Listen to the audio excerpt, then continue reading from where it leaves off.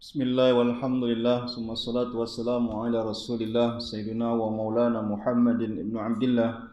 Allahumma salli ala sayyidina Muhammad wa ala alihi wa sahbihi wa mawala. Para pendengar di mana saja Anda berada, terkhusus pimpinan Bank Riau Kepri beserta staf dan seluruh karyawan dan karyawati, dan semua yang mendengarkan audio maupun video ceramah kali ini. Semoga kita semuanya dilindungi oleh Allah Subhanahu wa taala dari segala keburukan, dan Allah senantiasa ridha terhadap waktu-waktu yang kita miliki, yang kita gunakan untuk menghambakan diri kepada Allah. Baik, pada pertemuan kali ini kita akan membahas satu pembahasan yang biasa dan sudah sering kita dengar. Satu pembahasan yang lumrah kita dengar terkhusus pada bulan Ramadan ini, yaitu tentang bagaimana pentingnya bagi seorang muslim untuk meningkatkan sifat kedermawanan secara umum dan terkhusus pada bulan suci Ramadan ini. Namun pada pertemuan kali ini kita akan membahas permasalahan ini mengutip untaian syair daripada Imam Syafi'i dalam kitab Diwan Al-Imam Syafi'i, tentang bagaimana Imam Syafi'i membuat syair-syair untuk menjelaskan tentang pentingnya bagi kita untuk menjadi orang yang dermawan, dan bagaimana posisi orang yang dermawan yang sesungguhnya di mata Allah dan Rasulnya dan dalam agama ini. Dengan harapan mudah-mudahan semakin sering kita mengkaji masalah ini, Allah akan menggerakkan dan menguatkan hati kita dan menggolongkan kita sebagai orang-orang yang senantiasa peduli dan peka terhadap kondisi orang lain, sehingga dengan cara ini juga Allah akan menjadikan itu sebab untuk mendatangkan kebahagiaan dan ketenangan dalam diri kita semuanya. Saudara-saudariku yang dimuliakan Allah, kita akan membaca beberapa untaian syair. Dari sini nanti kita akan memulai ceramah kita. Syair yang kita baca pertama adalah syair tentang bagaimana Imam Syafi'i menggambarkan tentang sosok manusia yang terbaik. Kata Imam Syafi'i, "An-nasu bin-nasi madamal hayatu bihim, wa sa'du la syakka taratun wa habbatu." Manusia, kata Imam Syafi'i, tidak lepas dari manusia selagi mereka masih hidup. Kebahagiaan datang dan pergi, tak akan diragukan lagi.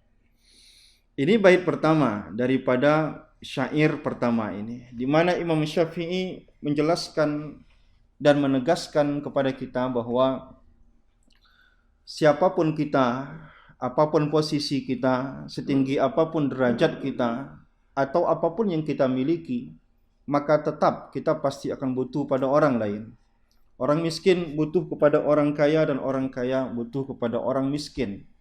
Maka itu kata Allah Subhanahu wa taala, wa rafa'na ba'duhum fawqa ba'din darajatin. Kami tinggikan derajat satu daripada yang lainnya.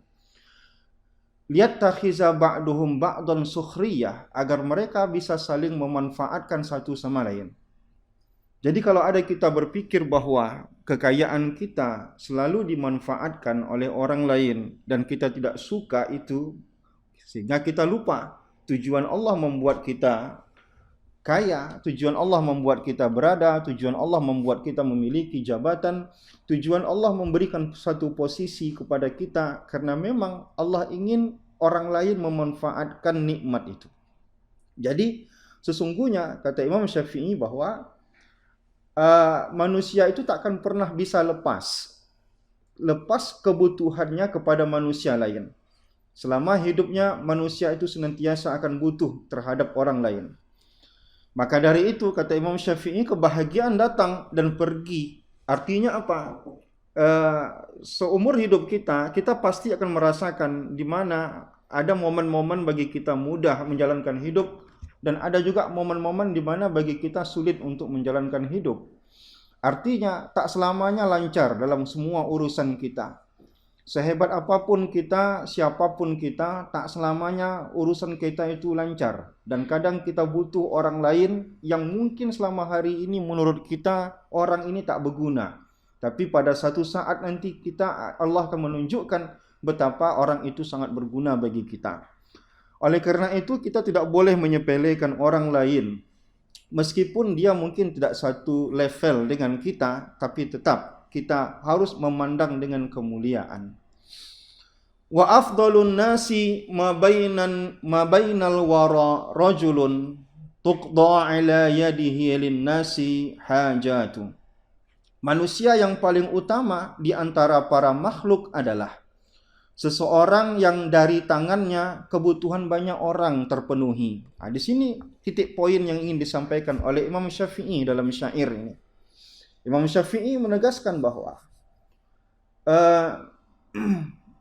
seberapa banyak pun harta yang mungkin sudah kita kumpulkan dengan kecerdasan kita, dengan kemampuan kita berbisnis, keberhasilan kita, atau tentang keberuntungan kita, tetapi tetap tidak menjadi tolak ukur apakah kita sudah lebih afdal dibandingkan orang lain.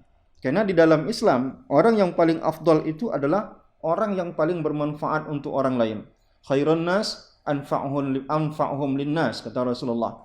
Sebaik-baik manusia itu ketika dia menjadi orang yang paling bermanfaat untuk orang lain. Maka kalau posisi kita, mungkin kasta kita rendah di hadapan manusia, tetapi banyak orang yang memanfaatkan kehadiran kita. Mungkin bukan uang kita, tapi keringanan tangan kita membantu orang lain. Atau dalam keadaan susah pun kita tetap memikirkan kondisi orang lain. Maka orang seperti ini di mata Allah afdalun nas. Atau kita bahasakan dengan bahasa kita sebagai manusia-manusia yang terbaik. Maka ini bisa kita jadikan cerminan, dan orang seperti ini memang banyak kita temukan di tengah masyarakat kita. Keberadaannya tak berguna untuk orang lain, padahal posisi dia di kantor itu mungkin tinggi. Mungkin di kantor itu posisi dia adalah pejabat-pejabat yang luar biasa tingginya. Tetapi ke bawahnya dia tak bermanfaat untuk orang lain. Maka orang seperti ini bukan orang terbaik. Meskipun di kantor itu mungkin posisinya rendah dari segi pangkat dan segala macam, tetapi kehadirannya selalu bermanfaat. Orang inilah orang yang paling afdal di sisi Allah Subhanahu wa taala. Dan inilah yang disebut oleh Rasulullah, khairun nas anfa'uhum linnas. Sebaik-baik manusia adalah yang paling bermanfaat untuk orang lain. Ingat, bermanfaat itu bukan berarti kita selalu memberi orang lain uang, ya. Tapi jasa, ya, dengan jasa tenaga kita pun ikan membuat kita menjadi orang-orang yang terbaik.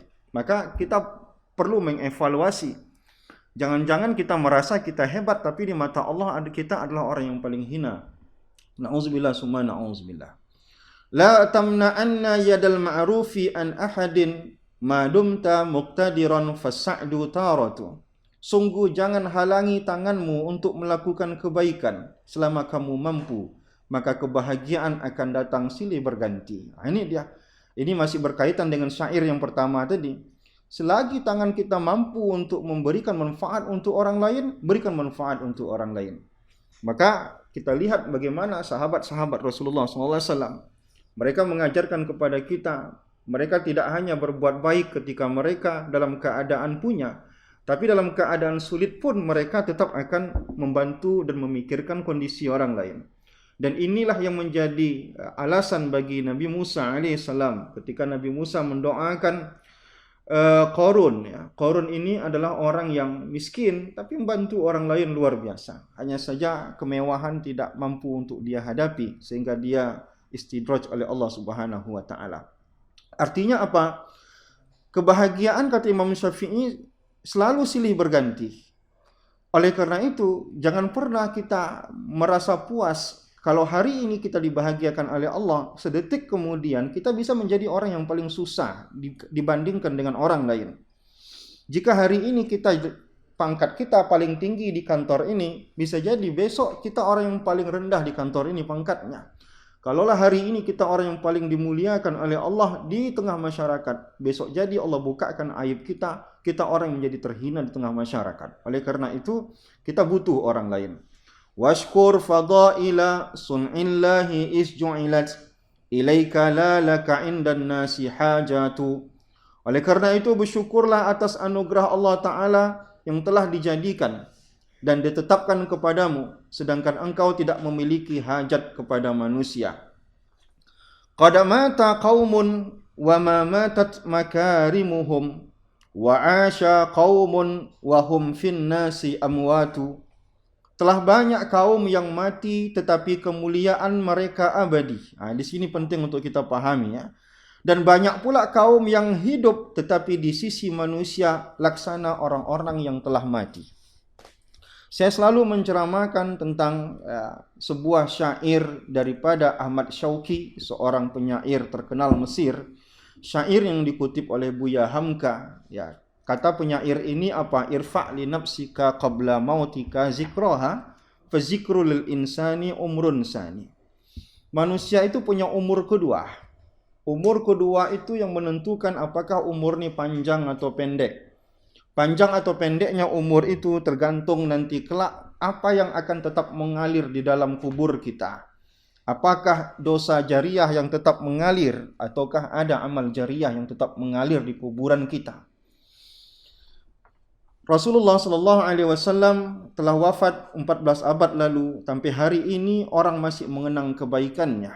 Dalam waktu yang bersamaan bahwa di pada abad itu wafatlah seorang Abu Jahal dan sampai kapanpun orang akan mengenang keburukannya. Pada masa yang sama lahirlah Nabi Musa alaihissalam dan sampai kiamat orang akan mengenang kebaikannya sebagai seorang nabi. Dalam waktu yang bersamaan pun orang akan mengenang sosok lainnya yang berseberangan, yaitu Fir'aun, yang sampai hari kiamat orang akan membicarakan keburukannya. Nah, ingatlah bahwa akan ada yang tinggal, dan tinggal itu bisa bertahan lama dan bertahan hidup, tergantung apa yang kita tinggalkan. Maka kata Imam Syafi'i, betapa banyak orang yang sudah mati, tapi kemuliaannya masih tersisa sampai hari ini. Di antara mereka yang kemuliaannya masih tersisa hari ini adalah karena mereka mewakafkan sebagian harta mereka. Karena mereka adalah orang yang terlibat untuk membantu kehidupan anak-anak sekolah, membangun masjid, dan kedermawanan-kedermawanan mereka membuat mereka tetap hidup sampai waktu yang lama, meskipun jasad mereka telah mati, tetapi amal jariah mereka tetap hidup. Ya. Orang seperti itu banyak, dan orang kebalikannya juga banyak. Ada betapa banyak orang yang sudah mati, tapi dosanya tetap mengalir. Bisa jadi dia pernah mengajarkan perkara buruk pada orang lain. Atau pernah dia menyumbangkan sesuatu untuk kemaksiatan. Dia mungkin pernah bantu orang untuk membangun tempat-tempat maksiat. Maka selama tempat maksiat itu ada, dia juga akan mendapatkan jariah. Tetapi yang berjariah untuk dia adalah dosanya. Maka kita perlu, usia kita tidak lama. Tapi yang perlu kita pikirkan adalah bagaimana usia itu bisa panjang. Bagaimana memanjangkan usia itu? Pertama, ilmu apa yang telah kita ajarkan kepada orang lain, apakah kebaikan atau keburukan. Yang kedua, fasilitas apa yang telah kita sedekahkan, kita wakafkan untuk dijadikan tempat orang berbuat amal atau tempat orang berbuat maksiat. Maka dari situ kita akan beranjak kepada syair lainnya, bagaimana penting bagi kita untuk menjadi orang yang dermawan dalam hidup kita. Kata Imam Syafi'i, iza lam tajudu wal umuru bikum tamda wa qad malakat aydikumul basta wal qabda. Jika engkau tidak dermawan, maka urusanmu akan lewat. Engkau sungguh memiliki keluasan rezeki, namun engkau enggan bersedekah. Ini ada orang banyak seperti ini ya. Makin banyak uangnya, makin tidak mau dia bersedekah karena dia takut berkurang nominal rekeningnya. Famaza yurajja minkum in azaltum wa addatkumud dunya bi an yabiha adda. Apa yang kau harapkan jika dunia ini meninggalkanmu dan menggigitmu dengan gigi taringnya? Wa tastarji'ul ayyamu ma wahabatkumu wa min adatil ayyami tastarji'ul qarda. Waktu akan meminta kembali apa yang telah diberikan kepadamu, karena waktu memiliki kebiasaan menagih apa yang telah dia utangkan kepadamu. Jadi sebenarnya ya, apa yang Allah berikan kepada kita, ya, baik dalam bentuk nikmat materi maupun non materi, pada sesungguhnya itu semuanya pinjaman. Pinjaman yang Allah ingin bahwa suatu saat pinjaman itu digunakan untuk hal-hal yang baik. Dan pinjaman itu akan menjadi hutang yang akan dibayar. Oleh karena itu kita tidak heran ketika pelitnya kita itu bisa mendatangkan petaka bagi kita. Enggannya kita untuk membantu orang lain membuat harta kita menjadi kotor. Karena sesungguhnya, ya, kita jangan pernah menghitung harta kita itu dengan hitungan neto yang bersih. Dia selalu saja hitungan harta kita itu bruto. Kenapa? Karena di sela-sela harta kita itu ada hak orang lain yang bukan hanya dalam bentuk zakat, tapi di sana ada dalam bentuk sedekah, dalam bentuk wakaf, dalam bentuk infak, dalam bentuk pemberian dan segala macam. Maka kadang keengganan kita mengeluarkan hak orang lain, maka harta itu menjadi kotor. Dan ketika harta itu menjadi kotor, maka dia akan menjadi kuman dalam tubuh kita. Dia akan menjadi hal yang akan mendatangkan keburukan. Oleh karena itu jangan pernah bangga, ya. Karena kita pelit, uang kita banyak, itu tandanya uang itu suatu saat akan menagih kita. Kenapa hak orang tidak diberikan? Kenapa hak alam tidak diberikan? Kenapa hak agama tidak diberikan? Maka suatu saat dia akan menagih. Maka pada saat itu jangan heran jika petaka-petaka pun muncul dalam diri kita karena kepelitan kita. Maka hati-hati, semuanya ada zakatnya. Zakat dalam artian maknawi, ya. Bahkan jabatan kita pun itu ada zakatnya. Wajabat alayya zakatu ma malakat yadi wa zakatu jahi an u'ina washfa'a. Wajib bagiku untuk menzakati apa yang aku miliki, dan zakatnya kedudukanku adalah aku harus memberikan bantuan dan pertolongan pada orang lain. Ini zakat, ya. Kita tak bicara masalah zakat harta, tapi kita di sini bicara masalah zakat kedudukan, zakat kemuliaan, zakat posisi di tengah masyarakat, zakat pengaruh kita di tengah masyarakat. Zakat itu apa? Zakatnya adalah bagaimana orang bisa memanfaatkan kedudukan kita. Bagaimana orang-orang miskin bisa menyuarakan suaranya melalui kita. Bagaimana orang-orang yang susah bisa melalui wasilah kita mendapatkan bantuan dan segala macam. Maka oleh karena itu ini zakat, ya. Kita tidak bicara masalah zakat materi, tapi kita bicara masalah zakat non materi. Fa in su'ilta fajud wa illam tastati fajhad bi juhdika kullihi an tanfa'a. Jika engkau dimintai, maka dermawanlah. Jika tidak mampu, maka berusahalah sekuat tenaga agar engkau bisa bermanfaat.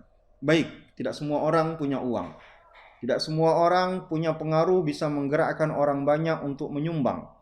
Tetapi apapun, sekecil apapun, sekuat tenaga kita bisa membantu orang dan bermanfaat, maka bermanfaatlah.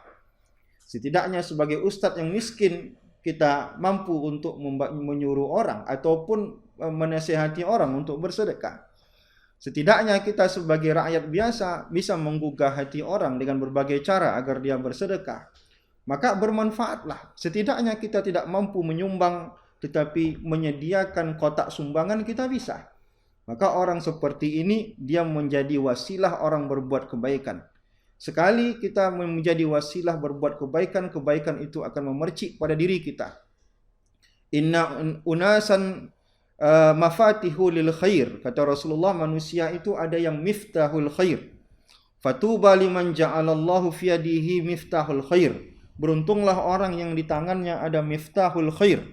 Miftahul khair itu apa? Ya, dia tak punya sumbangan di kantong dia, mungkin uang terbatas, tapi menggerakkan orang untuk menyumbang dia bisa. Di sini mungkin posisi kita tidak sebagai orang yang bersedekah, tapi kita bisa menjadi kotak-kotak amal, kita bisa menyediakan kotak-kotak amal sehingga orang lain bersedekah, dan itu juga mendatangkan manfaat. Karena semua orang bisa menjadi orang soleh. Menjadi orang kaya, kita bisa menjadi orang soleh. Menjadi orang miskin pun kita bisa menjadi orang soleh. Semua kita ada di posisinya masing-masing.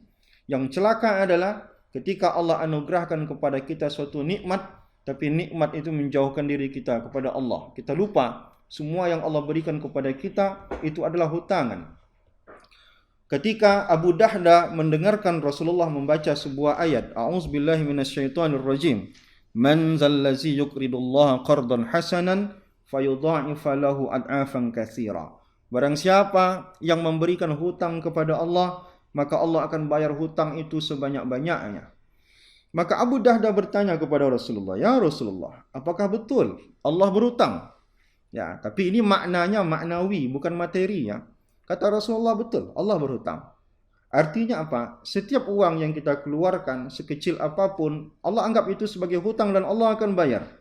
Abu Dahda yakin, jika Allah membayar, maka bayaran Allah itu pasti lebih banyak. Kata Abu Dahda, "Ya Rasulullah, aku punya 2 kebun ya Rasulullah, ambillah." Kata Rasulullah, "Jangan semua, satu saja. Satu untuk kehidupan keluargamu, satu untuk kita wakafkan di jalan Allah." "Tidak ya Rasulullah, ambil dua-duanya. Saya mau itu diwakafkan kepada Allah Subhanahu wa taala." Maka kata Rasulullah, Abu Dahda masuk surga gara-gara ini. Lihatlah bagaimana keyakinan daripada sahabat Rasulullah sallallahu alaihi wasallam. Talha bin Ubaidillah menangis sejadi-jadinya. Lalu istrinya bertanya, "Suamiku, apa yang membuatmu nangis?" Kata Talha bin Ubaidillah, "Aku khawatir di rumah kita terlalu banyak uang. Aku khawatir kalau aku mati nanti bagaimana? Bagaimana mempertanggungjawabkannya di sisi Allah Subhanahu wa taala? Aku mati dalam keadaan di rumah banyak uang." Maka kata istrinya yang beriman, ya, "Luar biasa suamiku, ya, kasih saja sama orang lain, selesai urusan kita."